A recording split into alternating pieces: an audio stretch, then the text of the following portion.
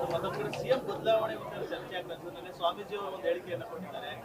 ಏನು ಸಿದ್ದರಾಮಯ್ಯ ಅವರು ಡಿ.ಕೆ. ಶಿವಕುಮಾರ್ ಅವರು ಕೊಡ್ಲಿ ಸಿಎಂ ಸ್ಥಾನನ ಸರ್ಕಾರಿ ಕಾರ್ಯಕ್ರಮದಲ್ಲಿ ಸರ್ಕಾರಿ ಕಾರ್ಯಕ್ರಮದಲ್ಲಿ. ನೋಡಿ, ನಾನೊಂದು ಮಾತು ಹೇಳ್ತೀರಣ್ಣ, ಈ ಸರ್ಕಾರವೇ ಜಾಸ್ತಿ ದಿನ ಉಳಿಯೋದು ಕಷ್ಟ ಇದೆ.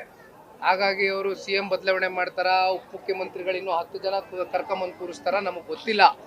ಸರ್ಕಾರದ ಮೇಲೆ ರಾಜ್ಯದ ಜನತೆ ವಿಶ್ವಾಸ ಕಳ್ಕೊಂಡಿದ್ದಾರೆ. ಈಗಾಗಲೇ ಇನ್ನೂ 1 ವರ್ಷ ಆಗಿದೆ ಅಷ್ಟೇ ಸರ್ಕಾರ ಬಂದು, ಕಾಂಗ್ರೆಸ್ ಸರ್ಕಾರ ರಾಜ್ಯದಲ್ಲಿ. ಈಗಾಗಲೇ ಜನವೇ ವಿಶ್ವಾಸ ಕಳ್ಕೊಂಡಿದ್ದಾರೆ.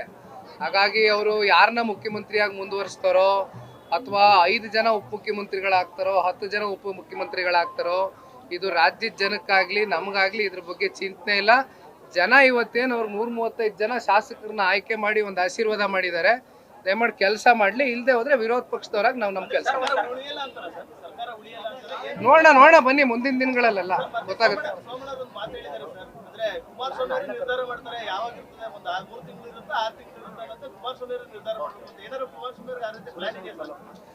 ಕಾಲವೇ ಎಲ್ಲದಕ್ಕೂ ಉತ್ತರ ಕೊಡುತ್ತೆ. ಕಾಯೋಣ, ಕಾದ್ ನೋಡೋಣ.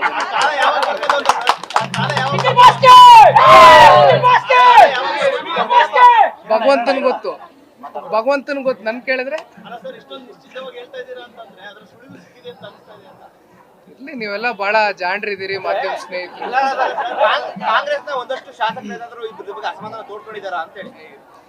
ನೋಡಿ, ಇದನ್ನೆಲ್ಲ ನಾನು ಹೆಚ್ಚಾಗಿ ಬಹಿರಂಗವಾಗಿ ಚರ್ಚೆ ಮಾಡೋದಕ್ಕೆ ಇಷ್ಟಪಡೋದಿಲ್ಲ.